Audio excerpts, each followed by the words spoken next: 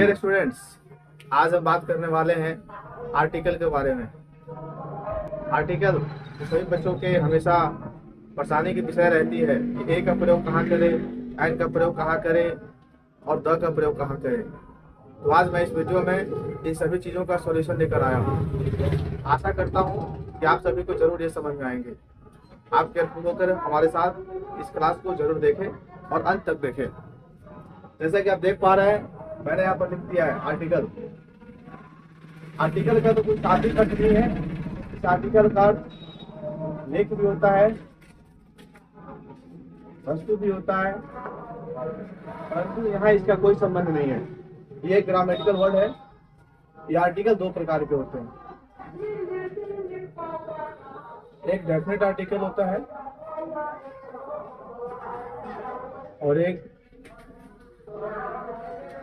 Indefinite article होता है। Definite article के अंतर्गत द का प्रयोग होता है और इनडेफिनेट के अंतर्गत ए तथा एन का प्रयोग होता है। वन जो शब्द है, वन का अर्थ एक होता है और इसी वन से निकला हुआ है ए और एन, जिसका भी अर्थ होता है एक। एट फर्स्ट देखना यह है कि हमें सबसे पहले आर्टिकल प्रयोग कहाँ करना है और कहाँ नहीं करना है। तो इसके लिए सबसे पहले आपको कुछ बातें हैं जो ध्यान देने पड़ेंगे। हम देखेंगे कि ए और एन का प्रयोग कहाँ ना करें। सबसे पहले इस पर ध्यान देना है कहाँ ना करें। तो नहीं करने के लिए सबसे पहले आपको देखना होगा कि जो भी शब्द प्लूरल है, प्लूरल नंबर में जो भी शब्द आएंगे वहां आपको आर्टिकल का प्रयोग नहीं करना है। दूसरा, जो अनकाउंटेबल है, जो भी अनकाउंटेबल नाउंस है, उसके पहले आपको ना तो एन ए का प्रयोग करना है और ना ही एन का। ये दो पॉइंट को आप गौर करें। जो भी प्लूरल नंबर है और जो भी अनकाउंटेबल है वहां आप ना ए लगाएं और ना ही एन लगाएं। जैसे एग्जांपल के लिए आप कुछ वर्ड को देखेंगे। सपोज दैट मैंने लिखा एप्पल्स, ये प्लूरल में है, इसलिए इसके पहले आपको आर्टिकल का प्रयोग नहीं करना है। ऑयल, ये अनकाउंटेबल नाउन है, इसके पहले आपको ए या अथवा एन किसी भी चीज का प्रयोग नहीं करना है। ये आपको ध्यान रखना है कि जो भी चीज प्लूरल हो और जो भी अनकाउंटेबल हो उसमें ना ही ए का प्रयोग होगा और ना ही एन का। अभी आपने देखा कि हम लोग आर्टिकल में ए एन का प्रयोग कहाँ नहीं कर सकते। अब देखेंगे कि ए और एन का प्रयोग कहाँ करें। तो आइए देखते हैं। सबसे पहले ध्यान देंगे इधर। अभी का पॉइंट है कि ए एन का प्रयोग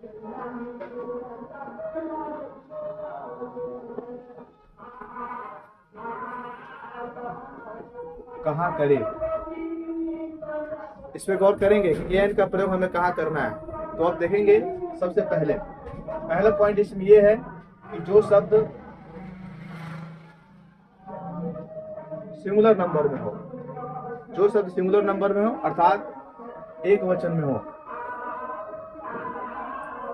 वहां हमें ए अथवा एन का प्रयोग करना है। जो शब्द सिंगुलर होगा, जैसा कि आप देख रहे हैं मैंने लिख दिया यहाँ पर सिंगुलर नंबर। जो शब्द सिंगुलर नंबर में होगा उसमें हमें अर्थात एक वचन होगा उसमें हमें ए और एन का प्रयोग करना है। एक और कंडीशन है इसका, जो हमें काउंटेबल होगा, जो हमें काउंटेबल नाउन दिखाई देगा, अर्थात जिसकी हम गिनती कर सकते हैं, जिस वस्तु को आप गिन सकते हैं वहीं आप ए अथवा एन का प्रयोग करें, अन्य जगह ना करें। अनकाउंटेबल में ए एन का प्रयोग नहीं होगा और जो प्लूरल नंबर है उसमें भी ए एन का प्रयोग नहीं होगा। तो आइए अब हम सीखते हैं कि ए और एन का प्रयोग कैसे करेंगे और कहाँ करेंगे। अक्सर बच्चों को यह पता होता है कि जो वॉवेल्स होते हैं, जिन शब्दों की शुरुआत वॉवेल से होते हैं, अर्थात ए, ई, आई, ओ, यू, इन सभी से अगर जिन शब्दों की शुरुआत होती है तो अक्सर बच्चे इसमें एन का प्रयोग कर लेते हैं, जो बिल्कुल उचित नहीं है। ये बिल्कुल गलत तरीका है। तो मैं आपको सिखलाऊंगा कि कैसे करना है। तो आइए दिखाते हैं आपको कि ए का प्रयोग कहाँ होगा और एन का कहाँ होगा। सबसे पहले आपको दिखना पड़ेगा यहाँ पर कि वोवेल साउंड क्या होता है। हम यहाँ पर वोवेल लेटर्स की बात नहीं कर रहे हैं बच्चों, वोवेल साउंड की बात कर रहे हैं। वोवेल साउंड अर्थात वोकल साउंड, वोवेल साउंड अर्थात वोकल साउंड, जिस साउंड की आवाज डायरेक्ट हमारे अंदर से आती है। आप हिंदी में स्वर वर्ण का नाम सुने होंगे, जिसे हम लोग अ आ कहते हैं, उसके सहारे आप आसानी से समझ सकते हैं। वोवेल साउंड अर्थात जिन शब्दों की शुरुआत वोकल साउंड से हो, अर्थात अ के अक्षरों से हो, अ से लेकर के अ तक के अक्षरों से जिन शब्दों की शुरुआत होगी, आप वहां पर एन का प्रयोग कर सकते हैं। मैं उदाहरण के द्वारा फिर से समझाऊंगा। एट फर्स्ट आप देखिए यहाँ पर consonant sound, consonant sound, consonant sound जो आप क से लेकर ज्ञ तक के अक्षरों को जानते हैं, इसमें आप ए का प्रयोग करें।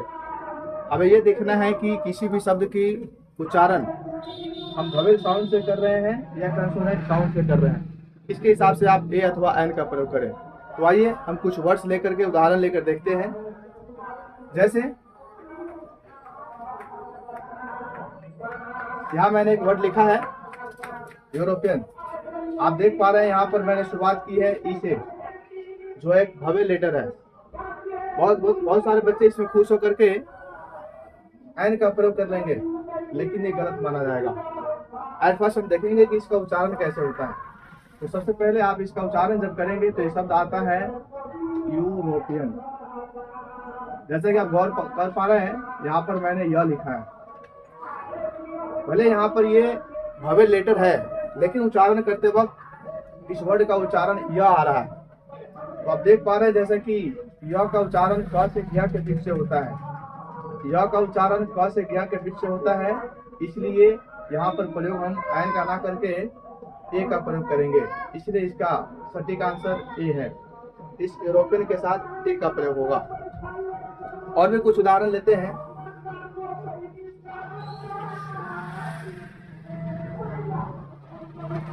इस शब्द को पढ़िए, ये लिखा है यूनिवर्सिटी। जब आप इसको पढ़ेंगे तो जवाब आता है यूनिवर्सिटी।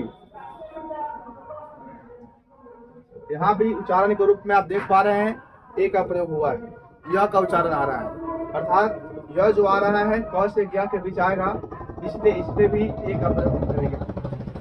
इसका भी सटीक आंसर आपका ए हो सकता है। बिल्कुल सही है। और भी कुछ उदाहरण है जिसपे आप गौर करेंगे। जैसे इस शब्द को पढ़िए। बच्चे यहाँ पर देख पा रहे हैं कि कंसोनेंट लेटर का प्रयोग हुआ है, एच है, लेकिन इसका उच्चारण आवर है।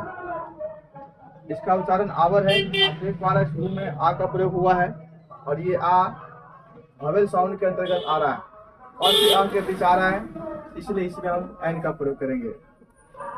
इसलिए आवर में एन का प्रयोग होगा। तो आइए आपके सामने आर्टिकल का मैंने कुछ और उदाहरण लिया है, जिसके तहत आप बेहतर तरीके से समझ सकते हैं। यहाँ मैंने लिखा है वन साइडेड गेम। आप देख पा रहे हैं यहाँ पर मैंने वोवेल लेटर का प्रयोग किया है। इसका अर्थ ये नहीं कि इसमें एन लग जाएगा, समझते हैं? इसके उच्चारण पर डिपेंड करेगा। ये वन साइडेड गेम, सबसे पहले इसका उच्चारण वन, वो का प्रयोग हो पा रहा है। यहाँ पर आप देख पा रहे हैं यहाँ पर वो लिखा हुआ है, जो क से लेकर ज्ञ के बीच आता है। तो क से ज्ञ के बीच आने के कारण इसके पहले हम ए का प्रयोग करेंगे, अर्थात इसका सटीक आंसर ए होगा। आप यहाँ पर ओ देख करके वोवेल समझकर एन का प्रयोग करके क्वेश्चन को गलत ना करें। इसका सटीक आंसर ए होगा। जैसे कि आप देख पा रहे हैं यहाँ पर एलपी स्कूल लिखा हुआ है, तो इसका उच्चारण डिपेंड करता है। आप देखिए इसका उच्चारण क्या है। इसका उच्चारण है एलपी। आगे क्या लिखा है उसका मतलब नहीं है। यहाँ पर आप देख पा रहे हैं ए का प्रयोग हुआ है। ए जो आ रहा है वोकल साउंड है, जो अ से अ के बीच आता है, इसलिए इसके पहले हम एन का प्रयोग करेंगे। इसका सटीक आंसर एन है। और भी कुछ उदाहरण है। जब आप इस शब्द को पढ़ेंगे तो इसका उच्चारण आता है यूटेंसिल। यूटेंसिल, जहां पर आप देख पा रहे हैं कि ए का प्रयोग हुआ है। यूटेंसिल कहने से य का बोध हो रहा है, य कंसोनेंट साउंड में आ रहा है, जो क से ज्ञ के बीच आता है, इसलिए इसके पहले हम ए का प्रयोग करेंगे। उसी प्रकार लगभग ये सभी के सभी क्वेश्चन है एसडीओ।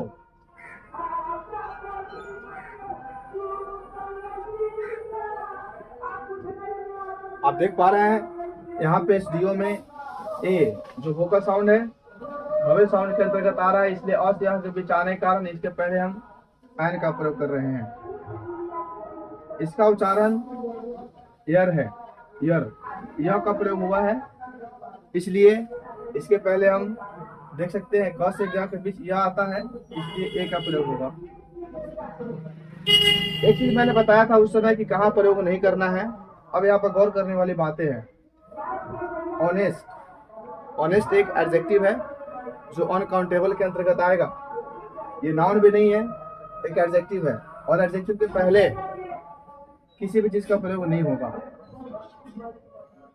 यहाँ देख सकते हैं आप ऑनेस्ट बॉय, यहाँ एडजेक्टिव के बाद में एक काउंटेबल नाउन है, इसलिए इसके उच्चारण को करते हुए जब आप पढ़ेंगे तो इसका उच्चारण आता है ऑनेस्ट।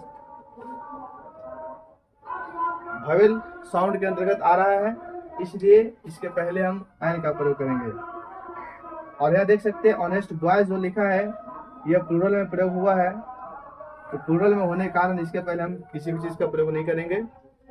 आशा करता हूं कि आपको ये समझ में आया होगा। आगे देखने के लिए हमसे हमेशा जुड़िए। धन्यवाद।